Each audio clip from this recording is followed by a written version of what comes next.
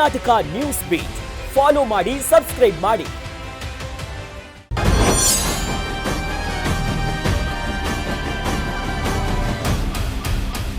ಮಹಾಭಾರತದ ಕುರುಕ್ಷೇತ್ರ ಯುದ್ಧದಲ್ಲಿ ಅಭಿಮನ್ಯು ಚಕ್ರವ್ಯೂಹವನ್ನು ಭೇದಿಸಿ ಒಳಗಡೆ ಹೋಗ್ತಾನೆ.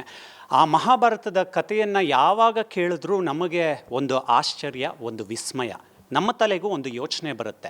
ಅಭಿಮನ್ಯು ಏನೋ ಒಳಗಡೆ ಹೊಟ್ಟೋಗಿದ್ದಾನೆ, ಆದರೆ ಅವನು ಒಳಗಡೆ ಹೋಗೋದಕ್ಕಿಂತ ಮುಂಚೆ ಯಾವತ್ತೂ ಕೂಡ ನಾನು ಆಚೆ ಹೇಗೆ ಬರ್ತೀನಿ ಅಂತ ಯೋಚನೆ ಮಾಡಲಿಲ್ವಾ ಅಂತ.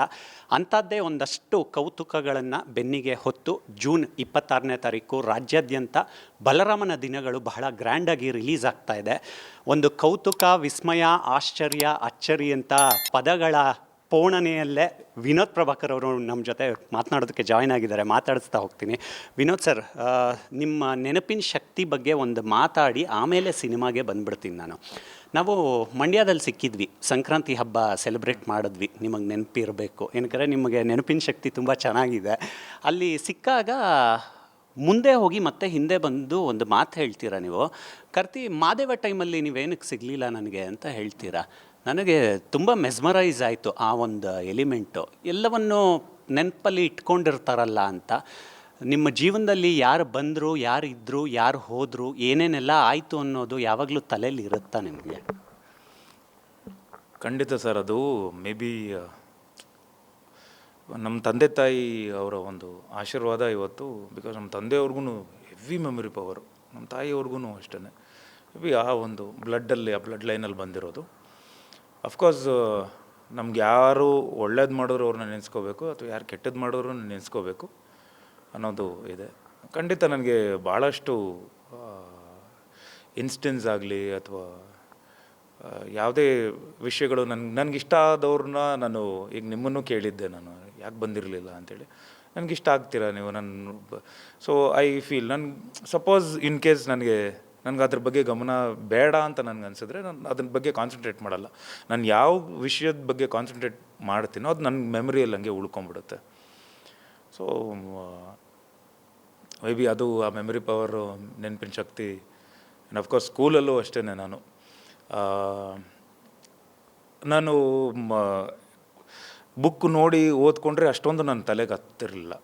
ನನಗೆ ವಿಷನ್ ಆಗಿ ಅದು ಕನ್ವರ್ಟ್ ಆಗಬೇಕು, ವಿಜುವಲೈಸ್ ಮಾಡ್ಕೋಬೇಕು. ನಾನು ಬುಕ್ ಏನಾದರೂ ನಮ್ಮ ತಾಯಿ ಹತ್ರ ಹೇಳ್ತಿದ್ದೆ ಅಥವಾ ನಮ್ಮ ಅಕ್ಕಂದ್ರ ಹತ್ರ ಹೇಳ್ತಿದ್ದೆ, ಓದ್ಬಿಡು ಅಂತ. ಸುಮ್ಮನೆ ಮಲ್ಕೊಂಡು ಎಲ್ಲ ಕೇಳಿಸ್ಕೊಂಬಿಡೋದು. ನೆಕ್ಸ್ಟ್ ಡೇ ಎಕ್ಸಾಮಲ್ಲಿ ಹೋದರೆ 3rd ರ್ಯಾಂಕು 4th ರ್ಯಾಂಕು ಆ ಥರ ಅಷ್ಟು 60, 80%, 90% ಮಾರ್ಕ್ಸ್ ಬಂದಿರೋದು. ನಾನು ಯಾವಾಗ ಕೂತ್ಕೊಂಡು ಓದಿದ್ರೆ ಏನಾಗ್ತಿತ್ತು ಅಂದರೆ ಕಾನ್ಸಂಟ್ರೇಷನ್ನು ಓದೋದ್ರ ಮೇಲೆ ಹೋಗಿ ವಿಜುವಲೈಸ್ ಮಾಡೋಕ್ಕೆ ಕಟ್ ಆಗ್ತಿತ್ತು ನನಗೆ. ಸೊ ನನಗೆ may be this is the right industry ನನಗೆ ವಿಜುವಲೈಸ್ ಮಾಡ್ಕೊಳ್ಳೋಕ್ಕೆ. ನನಗೆ ಯಾರಾದರೂ ಬಂದು ಈಗ ಕತೆ ಹೇಳ್ತಿದ್ದಾರೆ ಅಂದ್ರೂ ಫಸ್ಟ್ ನಾನು ಕೇಳ್ತೀನಿ ಬೇರೆ ಯಾರು ಕ್ಯಾರೆಕ್ಟರ್ಸ್ ಇದ್ದಾರೆ ಅಂತೇಳಿ. ಆ ಕ್ಯಾರೆಕ್ಟರ್ಸ್ನೆಲ್ಲ ಕೇಳಿಸ್ಕೊತೀನಿ.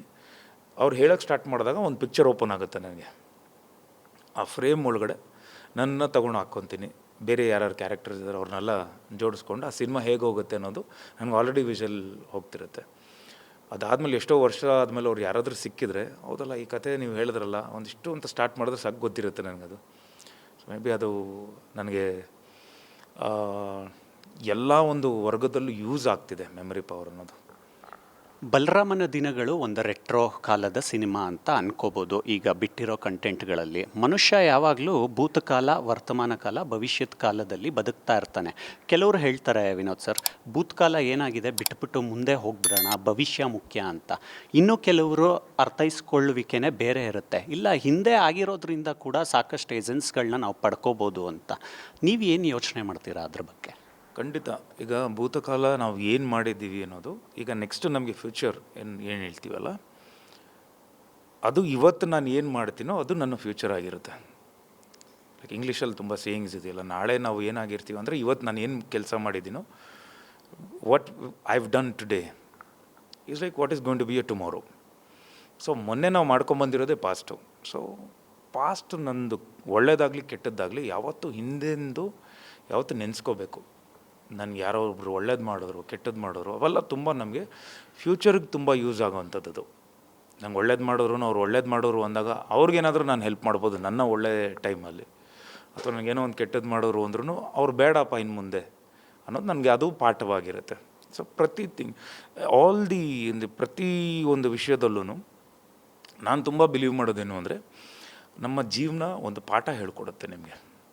ಓಕೆ, ಅದು ಇವತ್ತು ಹೇಳ್ಕೊಡೋಕ್ಕೆ ಬರುತ್ತೆ ನಿಮಗೆ. ಆ ಜೀವನ ಎಲ್ರಿಗೂ ಪಾಠ ಕಲಿಸುತ್ತೆ. ಅದು ಇವತ್ತು ನಾನು ಕಲ್ತಿಲ್ಲ ಅಂದರೆ ನಾಳೆನೂ ಅದೇ ಪಾಠ ಬರುತ್ತೆ. ಇನ್ನೊಬ್ಬರು ಮೇಷ್ಟ್ರು ಬರ್ಬೋದು. ನಾನು ಇನ್ನೂ ಕಲಿಯೋದೇ ಇಲ್ಲ ಇದನ್ನು ಅಂದರೆ ಸ್ಕಿಪ್ ಮಾಡೋಕ್ಕಂತೂ ಆಗಲ್ಲ, ಸಾಧ್ಯನೇ ಇಲ್ಲ ನಮ್ಮ ಲೈಫಲ್ಲಿ. ಅದು ನೀವು ಕಲೀಲೇಬೇಕು. ಇವತ್ತು ನಾನು ಆ ಪಾಠ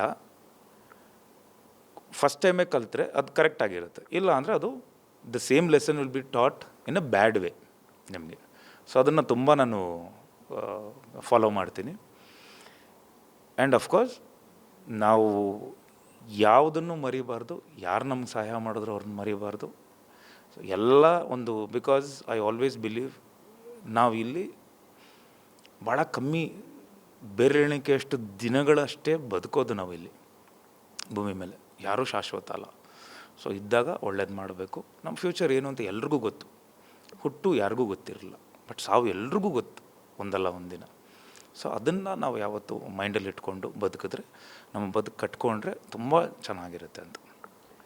ನಾನು ಯಾವಾಗಲೂ ಪ್ರೊಫೆಷ್ನಲಿ ಸಿಕ್ಕಾಗ ನಾನು ನಿಮ್ಮನ್ನ ವಿನೋದ್ ಸರ್ ಅಂತ ಕರೆಯಲ್ಲ, ನನ್ನ ಬಾಯಿಂದ ಟೈಗರ್ ಅಂತಲೇ ಬರುತ್ತೆ. ಒಂದು ಸಲ ಫೈಟರ್ ಸಿನಿಮಾ ಟೈಮಲ್ಲಿ ನನ್ನ ಬಾಯಲ್ಲಿ ತಪ್ಪಿ ಟೈಗರ್ ಅನ್ನೋ ಬದಲು ಫೈಟರ್ ಅಂದ್ಬಿಟ್ಟಿದ್ರೆ, ಆಗ ನೀವೊಂದು ಮಾತು ಹೇಳಿದ್ರಿ, ಕಾರ್ತಿಕ್, ಇಟ್ ಹ್ಯಾಪನ್ಸ್, ನಾವು ಏನನ್ನು ಯೋಚನೆ ಮಾಡ್ತಾ ಇರ್ತೀವಿ ಅದೇ ಬಂದ್ಬಿಡುತ್ತೆ ಒಂದೊಂದು ಸಲ ಬಾಯಲ್ಲಿ ಅಂತ. ಈಗೇನು ಯೋಚನೆ ಮಾಡ್ತಾ ಇದ್ದೀರಾ ನೀವು? ಜೂನ್ 26ಕ್ಕೆ ಬಲರಾಮ ರಿಲೀಸ್ ಆಗ್ತಿದೆ. ಸೊ ಪ್ರತಿ ಒಬ್ಬರ ಹತ್ರ ನಾನು ಕೈ ಮುಗಿದು ಬೇಡ್ಕೊಳ್ಳೋದೇನು ಅಂದರೆ, ಒಂದು ಒಳ್ಳೆ ಸಿನಿಮಾ ಬರ್ತಿದೆ. ಯಾಕಂದರೆ ಮಾದೇವ ಬಂದಾಗಲೂ ನಾನು ಹೇಳಿದ್ದೆ ಒಂದು ಒಳ್ಳೆ ಸಿನಿಮಾ ಅಂತ. ಖಂಡಿತ ಈ ಸಿನಿಮಾದಲ್ಲೂ ನಿರಾಶೆ ಪಡಿಸಲ್ಲ ನೀವು ನಿರಾಶೆ ಪಡಲ್ಲ. ತುಂಬ ಚೆನ್ನಾಗಿದೆ, ಒಳ್ಳೆ ಸಿನಿಮಾ ಮಾಡಿದ್ದೀವಿ ಅಂತ ಖಂಡಿತ ಅನ್ಕೊತೀರ.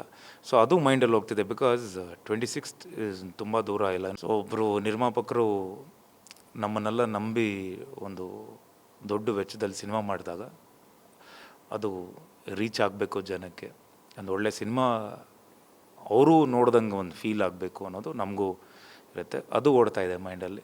ಸೊ 26th ರಿಲೀಸ್ ಆದರೆ ಹೇಗೆ ಅಕ್ಸೆಪ್ಟ್ ಮಾಡ್ತಾರೆ ಅನ್ನೋದೇ ಭಯ ಇದೆ. ಪ್ರತಿಯೊಬ್ಬರಿಗೂ ಆ ಭಯ ಇದ್ದೇ ಇರುತ್ತೆ. ಇಲ್ಲ, ನನಗೆ ಭಯ ಇಲ್ಲ ಅಂತ ಯಾರೂ ಹೇಳೋಕ್ಕೆ ಸಾಧ್ಯನೇ ಇಲ್ಲ. ಯಾಕಂದರೆ ಇದು ಪುನರ್ಜನ್ಮ. ಎವ್ರಿ ಫ್ರೈಡೇ ಬಂದಾಗ ಒಬ್ಬೊಬ್ರಿಗೆ ಪುನರ್ಜನ್ಮ ಆಗ್ತಾನೆ ಇರುತ್ತೆ. ಹೊಸಬ್ರಿಗೆ ಜನ್ಮ ನೀಡುತ್ತೆ, ಹಾಳೊಬ್ಬರಿಗೆ ಪುನರ್ಜನ್ಮ ಆಗ್ತಿರುತ್ತೆ. ಸೊ ಇದು ನನಗೆ ಮೈಂಡಲ್ಲಿ ಓಡ್ತಾ ಇರೋದು. ಎರಡು ಹೇಳಿಕೆಗಳು ತುಂಬ ಟಚ್ ಆಗುತ್ತೆ. ಬಲರಾಮನ ದಿನಗಳು ಪ್ರಮೋಷನ್ ಶುರುವಾದಾಗಲೇ ನೀವೊಂದು ಮಾತು ಹೇಳಿದ್ರಿ, ಬಲರಾಮನ ದಿನಗಳು ನನ್ನ ಜೀವನದ ಕಲ್ಟ್ ಸಿನಿಮಾ ಆಗತ್ತೆ ಅಂತ. ಆ ಮಾತನ್ನು ನೆನಪಿಸ್ಕೊಂಡಾಗ ನಮಗೆ ನಿಮ್ಮ ಸ್ಟಿಚಸ್ಗಳು ಕಾಣುತ್ತೆ, ನಿಮಗೆ ಬಿದ್ದಿರೋವಂಥ ಪೆಟ್ಟುಗಳು ಕಾಣಿಸುತ್ತೆ, ನಿಮ್ಮ ಅನುಭವದ ನೋವುಗಳು ಕೂಡ ಆ ಮಾತಲ್ಲಿ ಕಾಣಿಸುತ್ತೆ. ಎರಡನೇ ಹೇಳಿಕೆ ನಿರ್ಮಾಪಕಿ ಪದ್ಮಾವತಿ ಅವ್ರ ಬಾಯಲ್ಲಿ ಬರುತ್ತೆ ನಿಮ್ಮ ಬಗ್ಗೆ ಮಾತನಾಡುವಾಗ.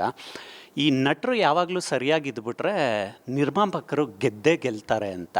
ಅಂದರೆ ಒಬ್ಬ ಹೀರೋ ಎಷ್ಟರ ಮಟ್ಟಿಗೆ ಕರೆಕ್ಟಾಗಿರಬೇಕು, ಪರಿಪೂರ್ಣವಾಗಿ ಇರಬೇಕು ಅನ್ನೋವಂಥ ಎರಡೂ ಅರ್ಥಗಳು. ಹೇಗೆ ನೋಡ್ತೀರಾ ಈ ಎರಡೂ ಡೈಮೆನ್ಷನ್ಗಳನ್ನ? ಸರ್, ಇವತ್ತು ನಾವು ಸಿನಿಮಾ ಮಾಡ್ತೀವಿ ಅಥವಾ ಡೈರೆಕ್ಷನ್ ಮಾಡ್ತೀನೋ ಅಥವಾ ನಾವು ಏನೇ, ನಾನು ಇವತ್ತು ಫಸ್ಟ್ ಕ್ವೆಶ್ಚನಿಂದನೇ ಸೆಕೆಂಡ್ ಕ್ವೆಶ್ಚನ್ ಬರ್ತೀನಿ. ನನ್ನ ಪೆಟ್ಟುಗಳಾಗಲಿ ಏನೇ ಆಗಲಿ ಅದೊಂದು ಸಿನಿಮಾ ಒಳಗೆ.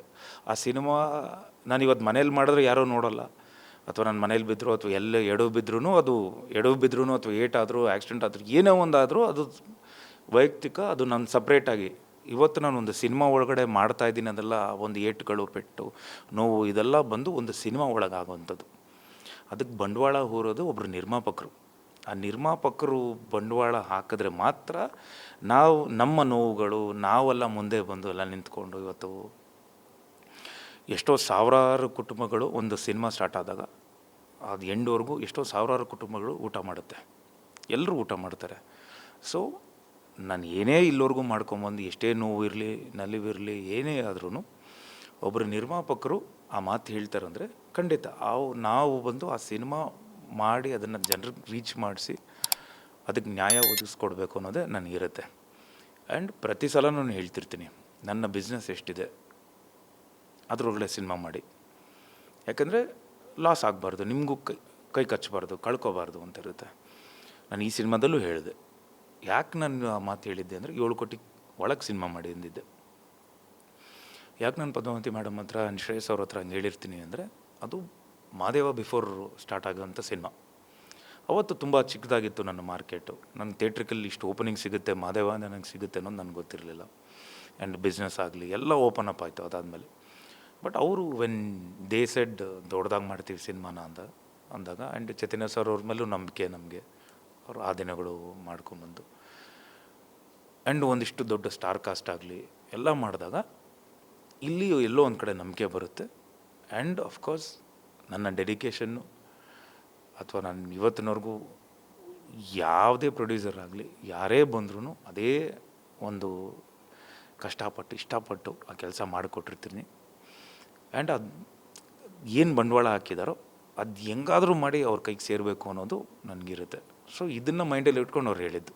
ಅವ್ರು ನಟರು ಬಂದು ನಮ್ಮ ಜೊತೆ ಸಾಥ್ ಕೊಟ್ಟರೆ ಖಂಡಿತ ಆ ಒಂದು ಆ್ಯಂಡ್ ನಟ ಅಂತ ಮಾತ್ರ ಅಲ್ಲ ಸರ್, ಅಂದರೆ ನಾನೊಬ್ಬ ಅಂತ ಆಗಲ್ಲ, ಇಡೀ ಟೀಮ್ ಸಾಥ್ ಕೊಡಬೇಕು.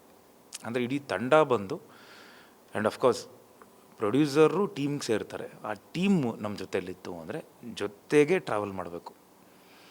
ಯಾಕಂದರೆ ಒಂದು ಸಿನಿಮಾ ಸ್ಟಾರ್ಟ್ ಆದಾಗ ಒಂದಿಷ್ಟು ಜನ ಬರ್ತಾರೆ, ಅಂದರೆ ಆ ಸಿನಿಮಾ ಏನಕ್ಕೆ ಇವ್ರದ್ದೇನೋ ಅದೇನೋ ಇದೇನೋ ಎಲ್ಲ ಸ್ಟಾಪ್ ಮಾಡೋಕ್ಕಾಗಲಿ ಅಥವಾ ಬೇರೆ ಏನೋ ಒಂದಿಷ್ಟು ಮಾಡ್ತಾರೆ. ಬಟ್ ಆ ಟೀಮಲ್ಲೇ ನಾವು ಟ್ರಾವೆಲ್ ಮಾಡಿದಾಗ ನಾವು ಖಂಡಿತ ಹೋಗಿ ದಡ ಸೇರ್ತೀವಿ. ರಾಬರ್ಟ್ ಆಯಿತು, ಮಾದೇವ ಆಯಿತು, ಈಗ ನಿಮ್ಮನ್ನು ಇಂಡಸ್ಟ್ರಿ ನೋಡ್ತಾ ಇರೋದು ಒಬ್ಬ ಫುಲ್ ಫ್ಲೆಡ್ಜ್ ಕಮರ್ಷಿಯಲ್ ಹೀರೋ ಅಂತ. ತುಂಬ ವರ್ಷಗಳಿಂದ ನಿಮ್ಮ ಓಟ ನಾವು ನೋಡಿದ್ದೀವಿ. ಅದಾಗಕ್ಕೆ ನೀವು ಬಂದಿದ್ದು ಇಂಡಸ್ಟ್ರಿಗೆ. ಯಾವುದೋ ಒಂದು ಪಾಯಿಂಟ್ ಆಫ್ ಟೈಮಲ್ಲಿ ಅನ್ನಿಸ್ತಾ ನಾನು ಇಷ್ಟು ವರ್ಷ ಏನು ಬಯಸಿದ್ದೆ ಅದು ಈಗ ಸಿಗ್ತಾ ಇದೆ ಅಂತ? ಖಂಡಿತ ಅನಿಸಿದೆ ಸರ್ ನನಗೆ.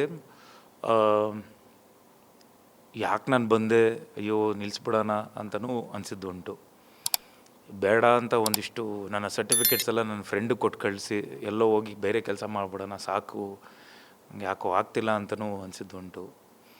ನನ್ನ ಫ್ಯಾಮಿಲಿ, ನಮ್ಮ ಸಿಸ್ಟರ್ಸು ಭಾರತಿ ಅವರು, ಗೀತಾ ಅವರು, ನಮ್ಮ ಅಕ್ಕನ ಮಗ ಆಲ್ವೆನ್ನು, ನಮ್ಮ ಅಂಕಲ್ಲು ಅವರೆಲ್ಲ, ನಮ್ಮ ತಾಯಿ ಅವರೆಲ್ಲ ನನಗೆ ಎಷ್ಟೊಂದು ಸಲ ಹೇಳಿದ್ದಾರೆ, ಬೇಡ ಬಿಟ್ಬಿಡು, ಇದು ಆಗ್ತಿಲ್ಲ, ನಿಂಗೆ ಹೆಂಗೆ ಇನ್ನೂ ಎಷ್ಟು ಕಷ್ಟಪಡ್ತೀಯ ಅಂತ.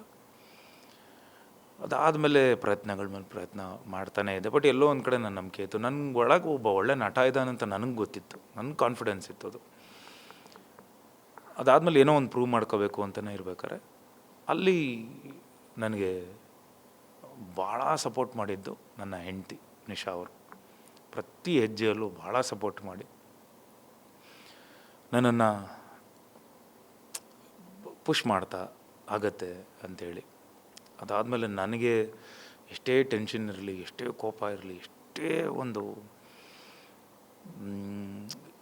ನೋವು ಅಥವಾ ಒಂದು ಪ್ರೆಷರು, ನಾನು ಅವರಷ್ಟು ನನಗೆ ಸಾಥ್ ಕೊಟ್ಕೊಂಡು ನಾನು ಆ ಪ್ರೆಷರ್ನೆಲ್ಲ ಅವ್ರ ಮೇಲೆ ಅವ್ರು ಅಬ್ಸರ್ವ್ ಮಾಡ್ತಿದ್ರು ಅದನ್ನೆಲ್ಲ, ಪರವಾಗಿಲ್ಲ ಇರು ಅಂಥೇಳಿ. ಅಲ್ಲಿಂದ ಸ್ಲೋ ಆಗಿ ನನಗೆ ಒಂದೊಂದು ಸಪೋರ್ಟ್ ಮಾಡ್ಕೊಂಬಂದು ಇವತ್ತು ನಾನು ಒಂದು ಅವಾರ್ಡ್ ತೊಗೊತೀನಿ ಅಂದರೆ ಫಸ್ಟು ಖುಷಿ ಪಟ್ಟಿದ್ದೆ ಅವರು ಮುಂದೆ ಕೂತ್ಕೊಂಡು. ಸೊ ಪ್ರತಿಯೊಂದು ಹೆಜ್ಜೆಯಲ್ಲೂ ಸಪೋರ್ಟ್ ಮಾಡ್ಕೊಂಬಂದರು.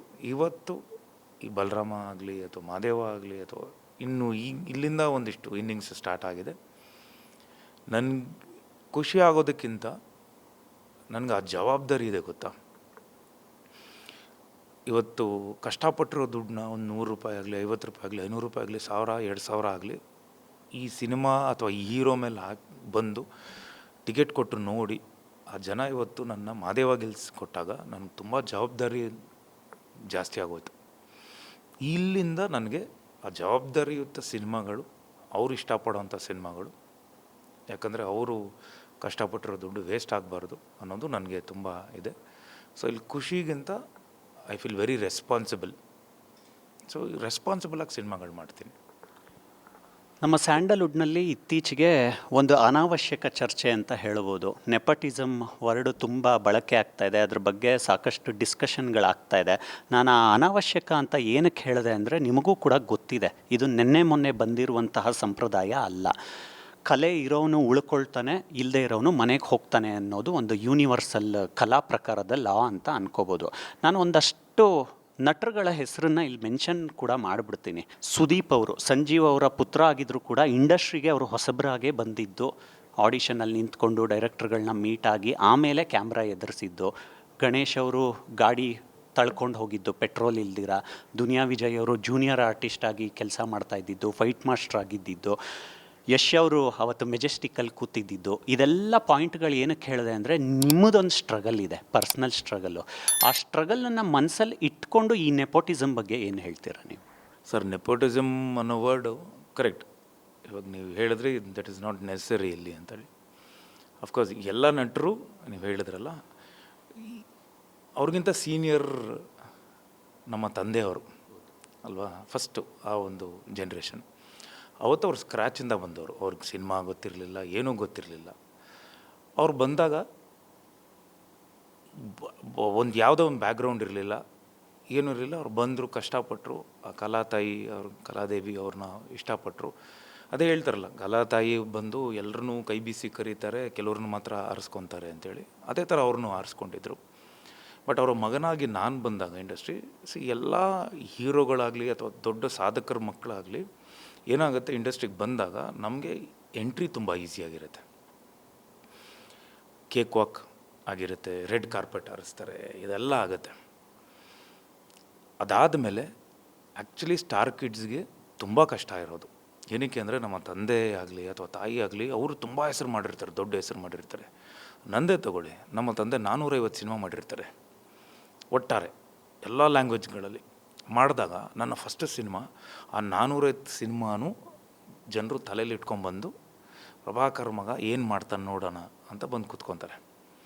ಅಲ್ಲಿಗೆ ನನ್ನ ಒಂದು ಏನು ಒಂದು ಕೆಲಸ ಆಗಲಿ, ನನ್ನ ಒಂದು ನಟನೆ ಆಗಲಿ ಅಥವಾ ನನ್ನ ಒಂದು ಟ್ಯಾಲೆಂಟ್ ಆಗಲಿ ಕೌಂಟ್ ಆಗೋದು ಇದೆಲ್ಲ ಆ 450 ಸಿನಿಮಾ ಬಿಟ್ಟು ಅಪಾರ್ಟ್ ಫ್ರಮ್ ದ್ಯಾಟ್ ನೀನು ಏನು ಮಾಡ್ತೀಯ ತೋರಿಸು ಅಂತಾರೆ. ಅದು ತುಂಬ ದೊಡ್ಡ ಜವಾಬ್ದಾರಿ ಆಗುತ್ತೆ ನಮಗೆ. ಸೊ ಖಂಡಿತ ಟ್ಯಾಲೆಂಟ್ ಇದ್ದವರು ಇವಾಗ ಎಲ್ಲ ನೀವು ಎಲ್ಲ ನಟರ ಹೆಸರು ಹೇಳಿದ್ರೆ ಎಲ್ಲ ದೊಡ್ಡವರು ಇವತ್ತು ಇಂಡಸ್ಟ್ರಿಯಲ್ಲಿ ಇವತ್ತು ನಮ್ಮ ಇಂಡಸ್ಟ್ರಿನ ನಡೆಸ್ಕೊಂಡು ಹೋಗ್ತಿರೋರು, ಅವರೆಲ್ಲರದು ಸ್ಟ್ರಗ್ಲಿಂಗ್ ಇದೆ, ನಂದು ಸ್ಟ್ರಗ್ಲಿಂಗ್ ಇದೆ ಖಂಡಿತ. ನೀವು ಆ ಥರ ನೋಡಿದಾಗ, ಈಗ ನಾನು ಪ್ರಭಾಕರ್ ಮಗ ಆಯಿತು ಅಂದಾಗ ನನ್ನನ್ನು ಅಕ್ಸೆಪ್ಟ್ ಮಾಡ್ಬೋದಿತ್ತಲ್ಲ. ಆ ಹೆಸರಾಗಲಿ ಅಥವಾ ಯಾವುದೇ ಟ್ಯಾಲೆಂಟ್ ಆಗಲಿ, ಇಲ್ಲಿ ಅವ್ರ ಹೆಸರು, ಅವ್ರು ನಮ್ಮ ತಂದೆಯವರು ತುಂಬ ಟ್ಯಾಲೆಂಟ್ ಆಗಿದ್ದರು ಅಥವಾ ತಾಯಿ ತುಂಬ ಟ್ಯಾಲೆಂಟೆಡ್ ಆಗಿದ್ದರು ಅಂಥೇಳಿ ಅದು ಮಕ್ಕಳಿಗೇನು ಟ್ರಾವೆಲ್ ಆಗಲ್ಲ. ಅಫ್ಕೋರ್ಸ್ ಒಂದು ಜನರ ಮನಸ್ಸನ್ನ ರೀಚ್ ಆಗ್ಬೋದು, ನಾವು ಈಸಿಯಾಗಿ ರೀಚ್ ಆಗ್ಬಿಡ್ಬೋದು, ಬೇಗ ರೀಚ್ ಆಗ್ತೀವಿ, ರೆಕಗ್ನಿಷನ್ ಬೇಗ ಸಿಗುತ್ತೆ. ಆದರೆ ನಾವು ಇಲ್ಲಿ ಉಳ್ಕೋಬೇಕು, ಹೆಸರು ಮಾಡಬೇಕು ಅಂದರೆ ನಮ್ಮ ಟ್ಯಾಲೆಂಟಿಂದನೇ ಮಾತ್ರ. ಆ ಲಕ್ ಇರಬೇಕು, ಟ್ಯಾಲೆಂಟ್ ಇರಬೇಕು, 3 Ds ಆಗುತ್ತೆ: determination, discipline and what do we call, sorry, dedication. Sorry, I forgot. Dedication, determination and discipline, ಇದು ತುಂಬ ಇಂಪಾರ್ಟೆಂಟ್ ಆಗುತ್ತೆ. ಆ್ಯಂಡ್ ಸೋಲನ್ನು ಎದುರಿಸುವಂಥ ಒಂದು ಶಕ್ತಿ ನಮ್ಮಲ್ಲಿರಬೇಕು. ಸೊ ಪ್ರಯತ್ನ ಪಡ್ತಾ ಇರಬೇಕು. And moreover you should believe in yourself. ನನ್ನನ್ನು ನಾನು ನಂಬ್ತೀನಿ ಫಸ್ಟು ಅಂತ ನಮಗಿದ್ರೆ ಮಾತ್ರ ನಾವು ಉಳ್ಕೋಬೋದು. ಇಲ್ಲಾಂದರೆ ಸರ್ ನೆಪೋಟಿಸಮ್, ಅವ್ರ ಮಕ್ಕಳು ಬಂದರು, ಇವ್ರು ಬಂದರು ಅಂದರೆ ಎಲ್ಲರೂ ಗೆಲ್ಲಬೇಕಾಗಿತ್ತಲ್ಲ ಸರ್, ಅಲ್ವಾ? ಎಲ್ಲರೂ ಗೆಲ್ಲಬೇಕಾಗಿತ್ತಲ್ಲ. ನಾನು ಬೇರೆಯವ್ರದನ್ನೇ ಹೇಳ್ತಿಲ್ಲ, ನಾನು ಬಂದಾಗ ನಾನೇ ಗೆದ್ದುಬಿಡ್ಬೇಕಾಗಿತ್ತಲ್ಲ. ಫಸ್ಟ್ ಸಿನಿಮಾಯಿಂದ 23 ವರ್ಷ 22 ವರ್ಷ ಸ್ಟ್ರಗ್ಲಿಂಗ್ ಬೇಕಿತ್ತ? ಮಾದೇವ ಅಂತ ಸಿನಿಮಾ ಸಕ್ಸಸ್ ಕೊಡೋಕ್ಕೆ 23 ವರ್ಷ ಬೇಕಿತ್ತ, ಅಲ್ವಾ? So it's just talent and time. So ಖಂಡಿತ ಇದು ನೆಪೋಟಿಸಮ್ ಎಲ್ಲ ಸುಳ್ಳು ಅಂತ ನಾನು ಭಾವಿಸ್ತೀನಿ. ಯಾರೋ ಒಬ್ಬರು ಶ್ರೇಷ್ಠ ನಿರ್ದೇಶಕರು ಇಂಗ್ಲೀಷ್ನಲ್ಲಿ ಹೇಳಿದ ಮಾತು ನೆನಪಾಯಿತು. ಯಾರು ನಮ್ಮ ಬಾಯಲ್ಲಿ ಕತೆ ಹೇಳ್ತಾ ಇರ್ತೀವಿ, ಈಗ ಬಾಯಿಂದ ನಾವು ಕತೆ ಹೇಳ್ತಾ ಇದ್ದೀವಿ ಅಂದರೆ ಅದನ್ನು ಸಿನಿಮಾ ಮಾಡ್ಬೋದಂತೆ. ತುಂಬ ಯೂನಿವರ್ಸಲ್ ಲಾ ಅದು. ಅಂದರೆ ಯಾವ ಕಥೆನ ಬೇಕಾದರೂ ನಾವು ಸಿನಿಮಾ ಮಾಡ್ಬೋದು ಅನ್ನೋವಂಥ ಒಂದು ಸಿನಿಮಾ ಪ್ರೀತಿ, ಒಂದು ಆ್ಯಂಗಲ್ಲು. ಆ ನಿಟ್ಟಿನಲ್ಲಿ ನೋಡೋದಾದರೆ ಬಲರಾಮನ ದಿನಗಳಲ್ಲಿ ನೀವು ನೋಡಿದಂತಹ KM ಚೈತನ್ಯ ಅವರು ಹೇಗಿದ್ದರು? ಸರ್, ಚೈತನ್ಯ ಸರ್ ಅವರು, ಅವ್ರ ಜೊತೆ ವರ್ಕ್ ಮಾಡಬೇಕು ಅಂತ ನನಗೆ ತುಂಬ ಇಷ್ಟ ಆಯಿತು. ಸೊ ಅವ್ರ ಬಗ್ಗೆ ಅಫ್ಕೋರ್ಸ್ ಸೇಮ್ ಥಿಂಗ್ ಎಲ್ಲ ಇಂಟರ್ವ್ಯೂಸಲ್ಲಿ ಹೇಳ್ತಿದ್ದೀನಿ. ಆ ದಿನಗಳಿಂದ ಸ್ಟಾರ್ಟ್ ಆಗಿದ್ದು ಅವ್ರ ಕರಿಯರು. ನಾನು ನೋಡಿದಾಗ ವಾವ್, ಈ ಟ್ರೀಟ್ಮೆಂಟು ಹೇಗೆ ಮಾಡೋಕ್ಕೆ ಸಾಧ್ಯ ಇದು ಅಂತ. ಅಫ್ಕೋರ್ಸ್ ಅಗ್ನಿಶ್ರೀಧರ್ ಸರ್ ಅವರು ಆ್ಯಂಡ್ ಸುಮನ ಕಿಟ್ಟೂರವರು ಅವರ ಕತೆ ಆ್ಯಂಡ್ ಗಿರೀಶ್ ಕರ್ನಾಡ್ ಸಾಹೇಬ್ರವರು ಒಂದು ಸ್ಕ್ರೀನ್ ಪ್ಲೇ ಎಲ್ಲ ಇದ್ದಿದ್ದರಿಂದ ಆ್ಯಂಡ್ ಈ ಸಿನಿಮಾ ಅವರು ಫಸ್ಟ್ ಟೈಮ್ ಡೆಬ್ಯೂ ಆಗಿ ಮಾಡಿದಾಗ ಇಟ್ ವಾಸ್ ವಾವ್. ಅದಾದಮೇಲೆ ಒಂದಿಷ್ಟು ಸಿನಿಮಾಗಳು ಬೇರೆ ಜನರು ಮಾಡ್ಕೊಂಬರ್ತಾರೆ. ಆಟಗಾರ ಆಗಲಿ ಅಥವಾ ಅಮ್ಮ ಇಲವು ಆಗಲಿ, ಅಬ್ಬಬ್ಬ ಆಗಲಿ, ಒಂದಿಷ್ಟು ಸಿನಿಮಾ ಬೇರೆ ಜನರು ಮಾಡ್ಕೊಂಬರ್ತಾರೆ. Then I was so excited ಅವ್ರ ಸಿನಿಮಾ ಅವ್ರ ಜೊತೆ ಮಾಡಬೇಕು, ಕೆಲಸ ಮಾಡಬೇಕು ಅಂತ. ನನ್ನ whatever I've seen as Chaitanya sir is like ಬುದ್ಧಿಜೀವಿ. ಓಕೆ, ಬಿಕಾಸ್ ಅವರ ಒಂದು ಏನು ಅವರ ತಾತ ಅವರಾಗಲಿ, ಅವ್ರ ತಂದೆಯವರಾಗಲಿ, ಇವರಾಗಲಿ, so this generation whatever is carrying ಅಲ್ಲ, ಆ ಲೆಗಸಿಗೆ ಏನು ಕ್ಯಾರಿ ಮಾಡ್ತಿದ್ದಾರೆ ಅವರು. ಐ ಥಿಂಕ್ ನೆನ್ನೆ ಹೇಳ್ತಿದ್ರು ಚೈತನ್ಯ ಸರು, ನಮ್ಮ ತಂದೆಯವರು ಒಂದು ಪುಸ್ತಕ ಕೊಟ್ಟರೆ ಒಂದೇ ದಿನದಲ್ಲಿ ಓದ್ಬಿಡ್ತಾರೆ ಅಂತ. ಎಷ್ಟು ಅಂದರೆ ಅದನ್ನು ಅಷ್ಟು ಈವನ್ ಈಸ್ ಲೈಕ್ ದಟ್, ತುಂಬ ಓದ್ಕೊಂಡಿದ್ದಾರೆ. Is a very intelligent person. ನಾನು ಇಂಟೆಲಿಜೆಂಟ್ ಡೈರೆಕ್ಟರ್ ಇದ್ದಲ್ಲ, our person he himself is a very intelligent person. So intelligence compared with all this talent and other things ಅಲ್ಲ, ನಿಮ್ಗೆ ಈ ಥರದ್ದು ಸಿನಿಮಾಗಳು ಬರುತ್ತೆ ಆ್ಯಂಡ್ ಅವ್ರ ಜೊತೆ ವರ್ಕ್ ಮಾಡ್ಬೇಕಾದ್ರೆ we could learn so much from him. ಈ ಒಂದು ಸೀನ್ ಟ್ರೀಟ್ಮೆಂಟ್ ಹೀಗೂ ಮಾಡ್ಬೋದಾ, ಇದನ್ನು ಕ್ಲಾಸಾಗಿ ತೋರಿಸ್ಬೋದಾ. ಈಗ ನೀವು ಟೀಸರ್ ನೋಡಿರ್ತೀರ, ಟೀಸರ್ ನೋಡಿದಾಗ ಎಲ್ಲರೂ ಅದನ್ನೇ ಇಷ್ಟಪಟ್ಟರು. ಅಂಡರ್ ವರ್ಲ್ಡ್ ಸಿನಿಮಾದಲ್ಲಿ ಎಲ್ಲೂ ಬ್ಲಡ್ ಶೆಡ್ ತೋರಿಸ್ತಿಲ್ಲ, ಇಷ್ಟು ಸಾಫ್ಟಾಗಿ ಓಪನ್ ಮಾಡಿದ್ದಾರೆ. ಸಾಫ್ಟಾಗಿ ಚಿಕ್ಕ ಒಂದಿಷ್ಟು ಫೈಟ್ ಬಿಟ್ಟರೆ ಒಂದಿಷ್ಟು ಅಂಶಗಳಿದೆ ಅದರಲ್ಲಿ, ಸ್ಟೋರಿ ಹೇಳ್ತಿದ್ದಾರೆ. ಅದು ಇಷ್ಟ ಆಗಿದ್ದೆ ಎಲ್ರಿಗೂ. ಆ್ಯಂಡ್ ರೆಕಾರ್ಡಿಂಗ್ ಸಪೋರ್ಟ್ ಮಾಡಿರೋದು. So is very wonderful person to work with, to be with, and is like encyclopedia. ಅವ್ರು ನೀವು ಏನು ಕೇಳಿ, ಜಗತ್ತಲ್ಲಿ ಯಾವುದ್ರ ಬಗ್ಗೆ ಕೇಳಿ, he will have that information. And information ಅಂದರೆ ಕರೆಕ್ಟ್ ಇನ್ಫಾರ್ಮೇಷನ್ ಇರುತ್ತೆ. It is a wonderful person to be with. ಕೊನೆಯದಾಗಿ, ಈಗ ಟೀಸರು ಒಂದಷ್ಟು ಭರವಸೆಗಳನ್ನು ಮೂಡಿಸ್ತು, ಸಾಂಗ್ಗಳನ್ನು ಗುನುಕ್ತಾ ಇರ್ತೀವಿ ನಾವು ಕೂಡ. ಒಂದು 3 ಸಾಂಗ್ ಬಿಟ್ಟಿದ್ದೀರಾ. ಒಂದು ಭರವಸೆ ಶುರುವಾದಾಗ ಒಂದು ಧೈರ್ಯ ಕೂಡ ನಿಧಾನಕ್ಕೆ ಓಪನ್ ಆಗ್ತಾ ಹೋಗುತ್ತೆ. ಈಗ ನಿಮ್ಮ ಎದುರುಗಡೆ ನಾನು ಕೂತಿದ್ದೀನಿ, ನನ್ನನ್ನೇ ಒಬ್ಬ ಕನ್ನಡ ಪ್ರೇಕ್ಷಕ ಅಂದ್ಕೊಳ್ಳಿ. ನಾನು ಇವತ್ತು ಮೊಬೈಲು ಬಿಟ್ಟು ನಾನು ಚಿತ್ರಮಂದಿರಕ್ಕೆ ಬರಲೇಬೇಕು. ಏನಕ್ಕಂದರೆ ಇದು ಡಿಸಿಷನ್ ಟೈಮ್ ಅಂತ ಹೇಳ್ಬೋದು. ದೊಡ್ಡ ಸಿನಿಮಾಗಳು ಹಾಕಿದ್ರೆ ಮಾತ್ರ ಚಿತ್ರಮಂದಿರಗಳಿಗೆ ಜನ ಬರ್ತಾರೆ, ಕಂಟೆಂಟು ಓಡಲ್ಲ ಅನ್ನೋವಂಥ ಒಂದು ಕಾಮನ್ ಆರೋಪ ಇದೆ. ಆ ನಿಟ್ಟಿನಲ್ಲಿ, ಆ ದೃಷ್ಟಿಕೋನದಲ್ಲಿ ಬಲರಾಮನ ದಿನಗಳು ಯಾವ ರೀತಿ ಒಂದು ಗಿಫ್ಟ್ ಆಗ್ಬೋದು ಪ್ರೇಕ್ಷಕರಿಗೆ? ಸರ್, ಅದು ಆ್ಯಕ್ಚುಲಿ ಈಗ ನೀವು ಹೇಳಿದ್ದು ತಪ್ಪು ಅಂತ ನನಗೆ. ಬಿಕಾಸ್ ಕಂಟೆಂಟ್ ಓಡಲ್ಲ ಅಂದರೆ ಮಾದೇವ ಓಡಬಾರ್ದಾಗಿತ್ತು ಅಲ್ವಾ. 50 ದಿನ, ಎಷ್ಟೋ 15ರಿಂದ 25 ಸೆಂಟರ್ಸ್ವರೆಗೂ 50 ದಿನ ಆಗಿರೋ ಸಿನಿಮಾ. ಸೊ ನಮಗೆ ಕಂಟೆಂಟ್ ಖಂಡಿತ ಓಡುತ್ತೆ, ಇಲ್ಲ ಅಂತಲ್ಲ. ನಾವು ಅದನ್ನು ರೀಚ್ ಮಾಡಬೇಕು ಕರೆಕ್ಟಾಗಿ. ರೀಚ್ ಮಾಡಿದಾಗ ಖಂಡಿತ ಓಡುತ್ತೆ. ಆಮೇಲೆ ದೊಡ್ಡ ಸಿನಿಮಾಗಳಿಗೆ ಮಾತ್ರ ಜನ ಬರ್ತಿದ್ದಾರೆ ಅನ್ನೋದು ದಟ್ ಈಸ್ ಬಿಕಾಸ್ ಪಬ್ಲಿಸಿಟಿ ಆ ಥರ ಇರುತ್ತೆ, ಅಥವಾ ಹೀರೋ ವ್ಯಾಲ್ಯೂಸ್ ಆ ಥರ ಇರುತ್ತೆ. ಸೊ ಖಂಡಿತ ಜನ ಬಂದೇ ಬರ್ತಾರೆ. ಎಲ್ಲರೂ ಅದನ್ನು ಯೋಚನೆ ಮಾಡ್ತಿದ್ದಾರೆ ಹೊರತು, first day opening, second day opening ಬಗ್ಗೆ ಯೋಚನೆ ಮಾಡ್ತಿದ್ದಾರೆ ಹೊರತು ಲಾಂಗ್ ರನ್ ಬಗ್ಗೆ ಯಾರೂ ಯೋಚನೆ ಮಾಡ್ತಿಲ್ಲ. ಈಗ ಒಂದು ದೊಡ್ಡ ಸಿನಿಮಾ ಬಂತು ಅಂದಾಗ ಓಪನಿಂಗ್ ಫಸ್ಟ್ ಡೇ ಇಷ್ಟು ಬಂದ್ಬಿಡ್ತು, ಫ್ರೈಡೇ ಬಂತು, ಸ್ಯಾಟರ್ಡೇ ಬಂತು. ಬಟ್ ಮಂಡೆಯಿಂದ ಕಂಟೆಂಟೇ ಕೂತ್ಕೊಳ್ಳೋದು. ಕಂಟೆಂಟೇ ಸ್ಟ್ರಾಂಗ್ ಆದರೆ ಖಂಡಿತ. ಇವು take me as an example. Okay, Madeva Friday ಇಷ್ಟೇ opening, Saturday Sunday, next Friday ಇದ್ರ 3ರಷ್ಟು ಇತ್ತು. ಸ್ಯಾಟರ್ಡೇ ಸಂಡೇ ಇನ್ನೂ ಗ್ರಾಫ್ ಹಿಂಗಿತ್ತೇ ಹೊರತು ಹಿಂಗಾಗಲಿಲ್ಲ. ಸೊ ಇಲ್ಲಿ ಯಾವುದು ಸ್ಟಾರು ಇಂದ ಆಗಿಲ್ಲ, ಏನೂ ಆಗಿಲ್ಲ. ಆ ಒಂದು ಕತೆ, ಆ ಸಿನಿಮಾನೇ ಜನರನ್ನ ಒಳಗೆ ಕರ್ಕೊಂಬಂದಿದ್ದು. ನಾನು ಎಕ್ಸಾಂಪಲ್ ಕೊಡ್ತೀನಿ. ನಮ್ಮ ಹುಡುಗರು ತುಂಬ ಜನ ಸಿನಿಮಾ ಹೋಗಿ ನೋಡ್ಕೊಂಬಂದಿದ್ದಾರೆ. ಅವರ ತಂದೆ ತಾಯಿನ ಕರೆದಾಗ ಬರಲಿಲ್ವಂತೆ ಸಿನಿಮಾ, ಬೇಡಪ್ಪ ಅಂತ. ಅವರು ಬೈ ಫೋರ್ಸ್ ಕರ್ಕೊಂಡು ಹೋಗಿರೋದು. ಹೋಗಿ ಅವ್ರ ತಂದೆಯವರೆಲ್ಲ ಸಿನಿಮಾ ನೋಡಿದಾಗ ತುಂಬ ಚೆನ್ನಾಗಿದೆ ಅಂತ ಕಣ್ಣೀರು ಹಾಕೊಂಬಂದು, ಭಾನುವಾರ ಬೆಳಗ್ಗೆ ಅವ್ರ ತಂದೆಯವರು ಅವ್ರ ಕಾಂಪೌಂಡಲ್ಲಿ ನಿಂತಿದ್ದಾರಂತೆ. ಎಲ್ಲ ಫ್ರೆಂಡ್ಸ್ಗೆ ಹೇಳ್ತಿದ್ದಾರಂತೆ, ಹೋಗಿ ನೋಡಿ ಸಿನಿಮಾ ತುಂಬ ಚೆನ್ನಾಗಿದೆ ಅಂತ.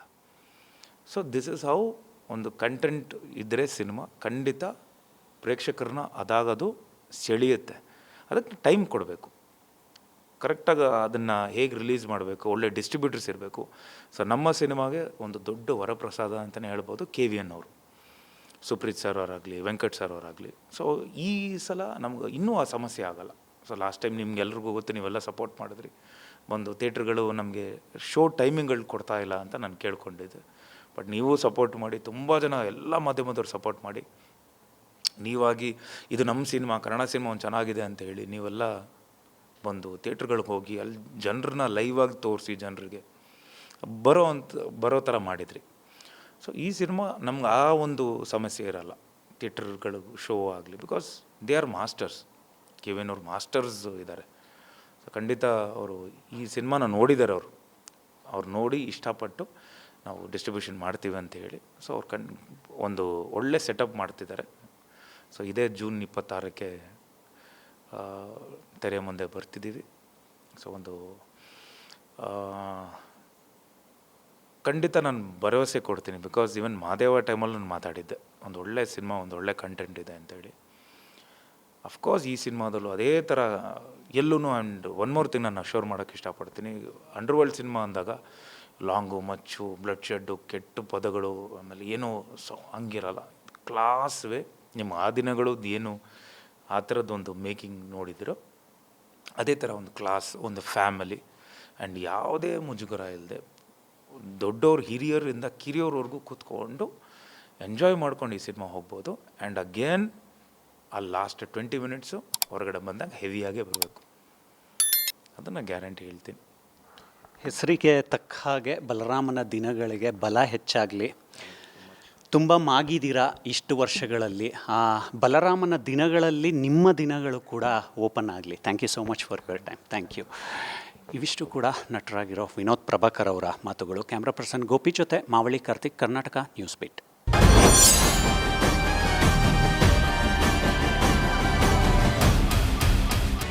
ಕರ್ನಾಟಕ ನ್ಯೂಸ್ ಬೀಟ್ ಫಾಲೋ ಮಾಡಿ, ಸಬ್ಸ್ಕ್ರೈಬ್ ಮಾಡಿ.